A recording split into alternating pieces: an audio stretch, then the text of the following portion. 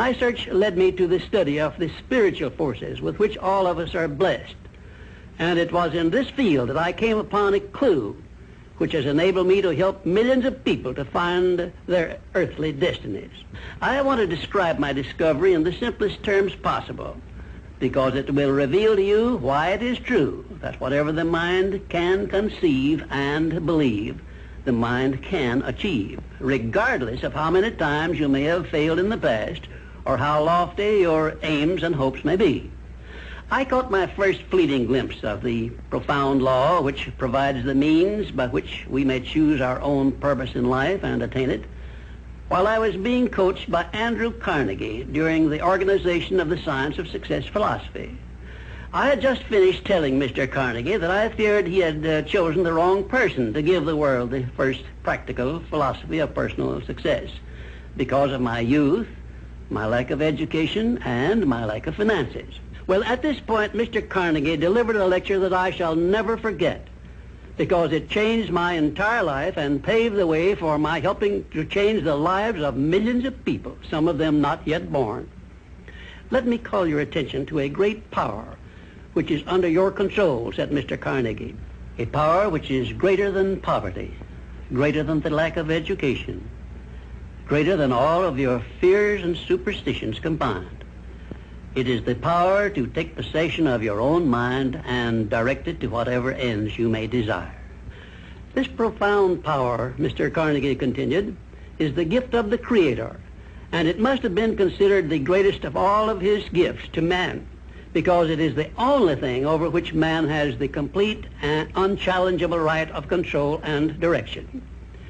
When you speak of your poverty and lack of education, Mr. Carnegie explained, you are simply directing your mind power to attract these undesirable circumstances, because it is true that whatever your mind feeds upon, your mind attracts to you. Now you see why it is important that you recognize that all success begins with definiteness of purpose, with a clear picture in your mind of precisely what you want from life.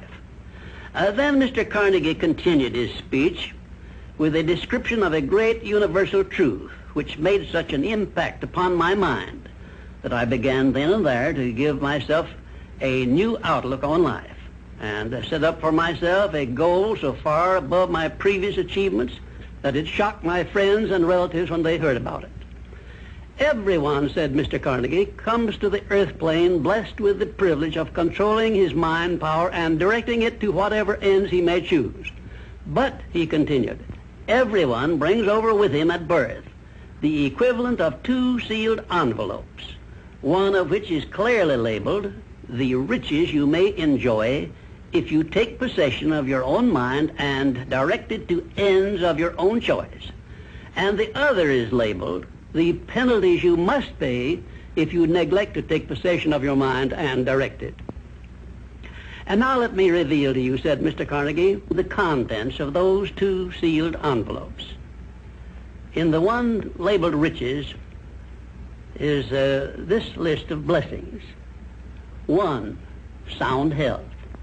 2, peace of mind. 3, a labor of love of your own choice. 4, freedom from fear and worry. 5, a positive mental attitude. 6, material riches of your own choice and quantity. In the sealed envelope labeled penalties, Mr. Carnegie continued, is this list of the prices one must pay for neglecting to take possession of his own mind. 1, ill health. 2, fear and worry. 3, indecision and doubt. 4, frustration and discouragement throughout life. 5, poverty and want.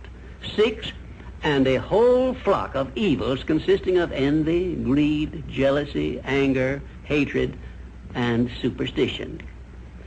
Now, my mission in life is to help you and everyone who needs my help to open up and use the contents of the sealed envelope labeled riches. And the starting point from which you must take off if you wish to write your own ticket from here on out for the remainder of your life, I will describe for you in these simple instructions. 1, procure a neat pocket-sized a notebook, oh, something on the order of this one here, loose leaf affair. And on page 1, write down a clear description of your major desire in life, the one circumstance or position or thing which you will be willing to accept as your idea of success. And remember before you begin writing that your only limitations are those which you set up in your own mind or permit others to set up for you. And 2, on page 2 of your notebook, write down a clear statement of precisely what you intend to give in return for that which you desire from life. And then start in right where you stand now to begin giving. And 3, memorize both of your statements, what you desire and what you intend to give in return for it, and repeat them at least a dozen times daily. And always end your statements with this expression of gratitude for the blessings with which you were gifted at birth. I ask not, O divine providence, for more riches, but more wisdom with which to accept and use wisely the riches I received at birth in the form of the power to control and direct my mind to whatever ends I desire. If you are not too successful or self-satisfied to accept and express this profound prayer, if you accept it and express it in the same spirit of humble sincerity in which I pass it on to you, a new and a better world will reveal itself to you. A world in which you will see reflected the circumstances and the things which you yourself have created. And now let me close this, our first visit, with my favorite expression of gratitude.